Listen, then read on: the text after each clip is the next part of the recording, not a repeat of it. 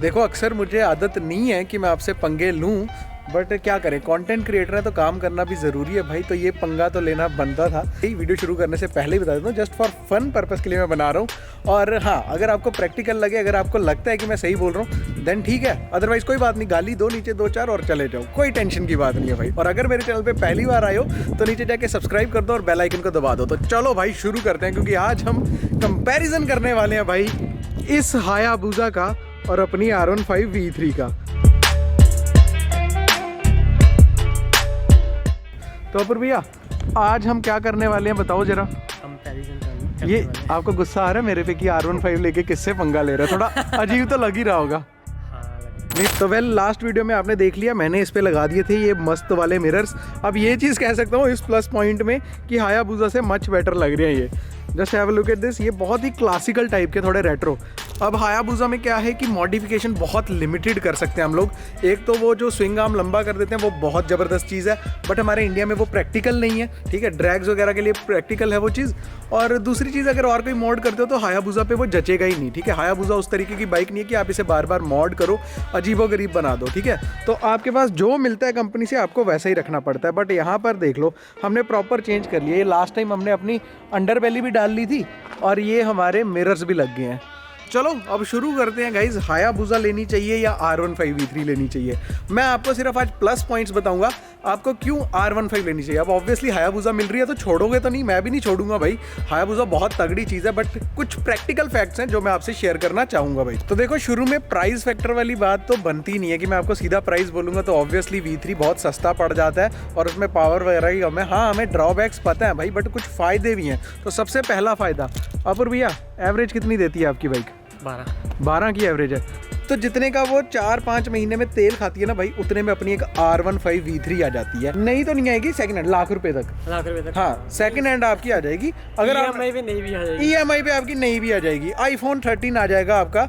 अगर आप ये बाइक 5 महीने चलाते हो तो तकरीबन जो इसका तेल का खर्चा होगा वही इसकी कीमत के बराबर होगा। वेल, ये तो हो गई एक चीज़। अब दूसरी चीज़ मैं बताता हूँ। अपूर भैया ने बाइक ली थी, उसके बाद कुछ प्रॉब्लम नहीं है। अपूर भैया, टायर्स के बारे में क्या बोलना चाहोगे आप? दिल टूट गया। अब मैं तुम्हें बताता हूँ क्यों। ये जो सुपर बाइक्स होती है ना, इनमें बहुत ज़्यादा मोटे मोटे टायर्स लगते हैं। वो थोड़े से रेयर होते हैं, ऐसे आम दुकानों पे आपको नहीं मिलते, तो उनको स्पेशली इंपोर्ट कराना पड़ता है बाहर से। आप मान लो 3-4 कंपनी है, जैसे मेटजलार हो गई, पिरेली हो गई, मिशलिन के भी टायर्स आते हैं, और भी कई सारी कंपनी है। बट ये सारे टायर्स होते हैं भैया सॉफ्ट कंपाउंड टायर्स। अब आपको पता होगा कि मैंने भी अपनी V3 में सॉफ्ट कंपाउंड टायर लगाया, बट वो छोटे सेगमेंट वाला है, मतलब वो इन बाइक्स के लिए नहीं बना है, वो उसी बाइक के लिए बना है, तो उसकी लाइफ फिर थोड़ी ज़्यादा होती है।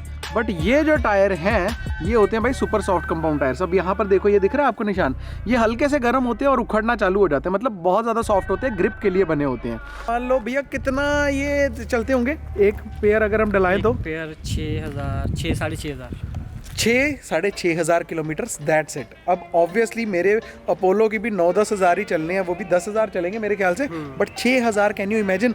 35 to 40,000 रुपीज़ आपके लगने वाले हैं सिर्फ टायर्स में। और मेरे भी लगने वाले हैं। और भैया टायर्स 6,000 किलोमीटर चलाने के लिए हमें 5 महीने काफ़ी होते हैं। हाँ, 5 महीने में 6,000 चल जाती है। 5-6 महीने अगर आप राइड करते हो रेगुलरली तो, और सोचो ये आपका अलग खर्चा आ गया, 1.5 लाख हो गया। R15 V3 न्यू आ जाएगी फ्रेश वाली। अब भैया ऐसे गुस्सा तो नहीं आ रहा, मतलब फिर भी मैं एक बार पूछ लूँ, अब आपको लग रहा है ऐसे V3 ले लेनी चाहिए? यार मैं भी वही सोच रहा हूँ, V3 ले लेते हैं। मैं भैया को शरेआम कैमरा पे ऑफर दे रहा हूँ। भैया मैं आपके बारे में सोचता हूँ, आपका छोटा भाई हूँ, इतना काम कर सकता हूँ कि आप मेरी V3 ले जाओ, मैं आपकी हायाबुसा ले जाता हूँ। मन नहीं कर रहा मेरा लेने का। देखो अभी एकदम से इन्होंने जज्बात ही बदल दिए यार। अब मैं तुम्हें एक चीज़ बताता हूँ, ये जो बाइक है, ठीक है, इनकी नॉर्मली आपकी सर्विस कहीं से नहीं होती है, आपको स्पेशली कोई बंदा मैकेनिक ढूंढना पड़ेगा। अब ऑब्वियसली जहाँ पर हम रहते हैं जम्मू वाली साइड, यहाँ पर कोई भी ऑफिशियल आप कह सकते हो, सुपर बाइक्स के तो चलो हैं वो करते हैं, बट मतलब मोनोपोली है कि एक ही बंदा अगर करता है उसी से कराते हैं, हम चॉइस नहीं मिलती आपको। और दूसरी चीज़, हमसे स्टिल दूर पड़ता है भैया, हमारे घर के आसपास कहीं नहीं है, और ऐसा बहुत सारी जगहों पे और भी होगा। आप भी लोग इंडिया में कहीं कहीं रहते होंगे तो आपको भी ये चीज़ पता होगी कि हमारे इंडिया में हर जगह सुपर बाइक्स की सर्विस नहीं होती है। तो हमें जब भी इसकी कोई चीज़ ख़राब हो जाती है, कुछ भी हो जाता है, हमें ऑर्डर करनी पड़ती है, 6-7 दिन वेट करना पड़ता है, तब जाके इसकी मिलती है। और चीज़ बताता हूँ, ये जो हमारी R15 है ना, इसे भी थोड़ा सा हमने मॉड कर दिया था और जिस गांव जैसे इलाके में मैं रहता हूँ वहाँ पर लोग, अगर मैं ये अपनी गली में लगा के जाता हूँ बाइक, तो इसके पीछे पड़ जाते हैं, मतलब बच्चे वगैरह सब चढ़ जाते हैं, कोई भी आसपास जा रहा होता है वो भी देखते हैं। तो बहुत अच्छी चीज़ है यार, बाइक्स के साथ सबको प्यार होता है, बट कभी कभी गलती में जाने अनजाने में ही बाइक गिर जाती है मोस्टली,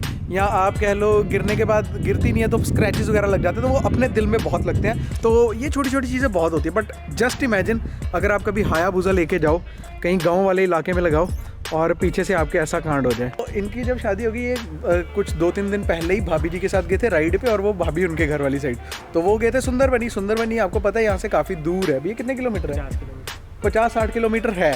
तो वो बिल्कुल पहाड़ों में जाके है। तो भैया कह रहे हैं वहाँ पर मैंने बाइक लगाई तो वहाँ पर पूरा मोहल्ला ही इकट्ठा हो गया। मैंने कहा फिर तो दिल में ऐसे दग दग हो रहा होगा। भैया हो रहा था? बिल्कुल हो रहा। किस चीज़ का डर था? बाइक गिरेगी या कोई छेड़खानी ना करे, क्योंकि लोग आते हैं सीधा ऊपर बैठते हैं, सीधा ऊपर बैठ, तो हैवी बहुत है, हैवी बहुत है, और स्टैंड बिल्कुल लास्ट पॉइंट पे होता है। बिल्कुल बिल्कुल। हम डर रहता है मेरे को, जब कोई बैठता है मेरे को डर रहता है कि गिर ना जाए, गिर गई तो मैं भी गिर जाऊँ। एक और चीज़, हमारे इंडिया में क्या होता है कि हम लोगों को कभी कभी लीन वीन भी करना पड़ता है, ठीक है, पहाड़ों में भी जाना होता है, कॉर्नरिंग भी करनी होती है, छोटी छोटी गलियों से भी गुजारना होता है, हर एक चीज़ करनी होती है। हायाबुसा भाई इन कामों के लिए बिल्कुल भी नहीं है। एक तरीके का वो क्रूज़र कम स्पोर्ट्स बाइक है भाई, इतनी लंबी बाइक है ना, मैं क्या बताऊँ, और साइज़ भी बहुत ज़्यादा ह्यूज है। मतलब अपूर्व भैया आपको पूरा दोनों गेट खोलने पड़ते हैं जब आप बाइक निकालते हो। अभी भैया के गेट बहुत ज़्यादा वाइड है, बट स्टिल ये बाइक लंबी इतनी है कि इसे मोड़ने के लिए काफ़ी जगह चाहिए। तो अगर आप किसी कंजेस्टेड जगह पे रहते हो तब भी प्रॉब्लम होने लगे। दूसरी बात, पहाड़ों में कॉर्नरिंग वगैरह करते हो, आप सोचोगे हायाबुसा लीन कर लोगे बहुत ज़्यादा, बिल्कुल भी पॉसिबल नहीं है। But Hayabusa is a kind of अलग क्लास की, वो ड्रैग्स के लिए बनी है। मतलब आप चढ़ा दो सीधा, जितना ड्रैग करनी चाहे, बड़ी बड़ी कार्स के साथ आपने देखे होंगे हायाबुसा की ड्रैग रेसिस, तो और ये हर एक चीज़ को हराती जाती है, मतलब इससे ज़्यादा पावरफुल कुछ नहीं। बट कॉर्नर्स के लिए ये बाइक नहीं है। मैं भी एक दिन चला रहा था, मुझे फील हुआ काफ़ी हैवी हो जाता है, बल्कि हो जाता है, आप इसे कॉर्नर्स में नहीं लेके जा सकते, ठीक है। अब बट अपने R15 V3 के साथ ऐसा कुछ नहीं है, RCs वगैरह इनके साथ ऐसा कुछ नहीं है। अब देखो यार, दोनों ही स्पोर्ट्स बाइक हैं, दोनों में ऑलमोस्ट आपको मैंने बता दिया कि क्यों R15 V3 अच्छी है। बट अभी भी बात खत्म नहीं हुई है, और भी बहुत सारी चीज़ें हैं। नंबर 1 चीज़ है ग्राउंड क्लियरेंस। तो हमारा हायाबुसा नीचे से बहुत झुका हुआ है, मतलब नीचे उसके ग्राउंड क्लियरेंस बहुत कम है, स्पीड ब्रेकर्स पे अक्सर वो बचता रहता है। V3 में ऐसा नहीं है। हायाबुसा हाँ, स्पीड ब्रेकर के साथ बजेगी। अगर 2 बंदे होंगे तो फिर ऑब्वियसली बजेगी। और ऐसी अगर सुपर बाइक आपकी बचती है नीचे, सुनो, वो बाइक नहीं बचती, ठीक है। मैं आपको बस एक चीज़ बताऊंगा, इस बाइक में होते हैं नीचे हेडर्स, और वो हेडर्स होते हैं भाई ये एग्जॉस्ट पाइप के। और अगर आप यहाँ पर नीचे देखो, दिख रहे हैं आपको 4-5 एग्जॉस्ट हेडर्स, तो ये नीचे लगते हैं। और इन एग्जॉस्ट हेडर्स की कीमत क्या हो सकती है? कुछ लोगों को लगता है नहीं भाई स्टॉक वाले सस्ते होते हैं, बट स्टॉक वाले अक्सर में कभी कभी महंगे भी होते हैं। अगर आप एक्रापॉविक की वेबसाइट पे भी अभी जाओगे तो मेरे ख्याल से 1-1.5 लाख के ऊपर ही होंगे हेडर, और इसमें 4 हेडर्स होते हैं।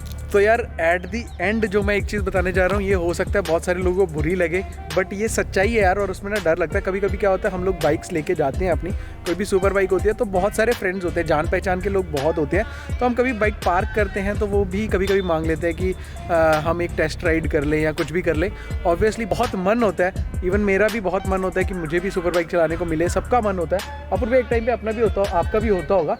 बट एक सच चीज़ बताता हूँ, ये जो सुपर बाइक्स वाला चीज़ है ना, ये बहुत बड़ी रिस्पॉन्सिबिलिटी है। दूसरे की बाइक ये चीज़ सोच के मत चलाओ कि भाई अगर गिर गई ना तो लेने के देने पड़ जाएंगे। और ऑब्वियसली बहुत सारी महंगी चीज़ें हैं, इतनी महंगी है कि आप कह दो इसका एक फेंडर भी टूट गया तो 15-20 हज़ार तो स्टार्टिंग रेंज है, बाकी ऊपर तो 40-50 हज़ार जितना भी लगे वो लगेगा। और ऊपर से इनको कंट्रोल करना इतना ज़्यादा मुश्किल होता है। आपने मेरा पहला हायाबुसा वाला वीडियो देखा होगा, आपको समझ आ जाएगी क्लच छोड़ना तक इतना डिफिकल्ट होता है ना। फर्स्ट टाइम चलाओगे obviously you will gonna fail, आपको समझ आ जाएगा कि सुपर बाइक में कितनी पावर होती है। एग्री करते हो भैया मेरी पॉइंट से? बट अगर हमारी V3 वगैरह कोई मांगता है, हमें कोई टेंशन नहीं होती। और उसका क्या रीज़न है? क्योंकि ये रेगुलर बाइक है, इसे रोज़ 150 सीसी, 200 सीसी, 300 सीसी तक रोज़ लोग अब बाइक्स चलाते हैं। लोगों को पता है कि कैसे क्लच वगैरह छोड़ना है, कितनी पावर है, एस्टिमेटेड होती है। बट इसका ये 1000 सीसी बाइक है, 13 सॉरी भूल गया था मैं, ये राक्षस है।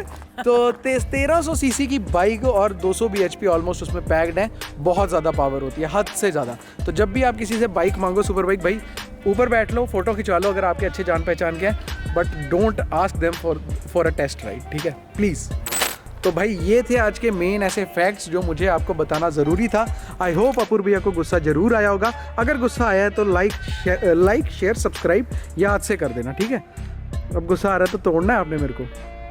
मन कर रहा है मेरा वीडियो बंद होने के बाद, वीडियो बंद कैमरा वाला इसलिए मैं कुछ कर नहीं सकता। तो बेसिकली ये तो था मेरा पॉइंट ऑफ व्यू। अब अपूर भैया ने पता है आपको बराबरी तो मेलनी ही मेलनी है कि चलो देख लेते हैं इनकी V3 में क्या ही अच्छा। तो भैया भी एक वीडियो बना रहे हैं, उसमें हमारी V3 की बेइज्जती होने वाली है। तो मैं नीचे डिस्क्रिप्शन में लिंक डाल दूंगा, एक बार जाके ज़रा देख लेना, ठीक है।